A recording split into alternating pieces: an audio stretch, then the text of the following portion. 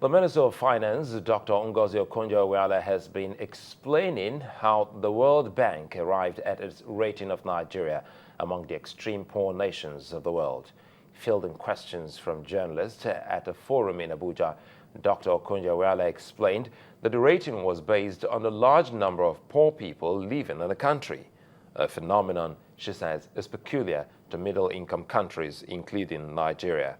Other countries also rated by the World Bank Group as extremely poor are India, China, Bangladesh, Democratic Republic of Congo, Indonesia, Pakistan, Tanzania, Ethiopia, and Kenya. India is a middle-income country, one of the largest in the world, like Nigeria is a big economy. But the largest number of poor people in the world reside in India and China and other places.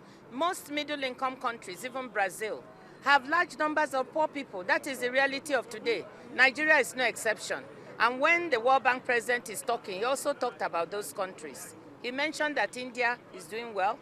It has a large number of poor people. China, today, if you go to the Chinese, they will tell you that, no, let us slow down about praising China, because we still have a substantial number of poor people.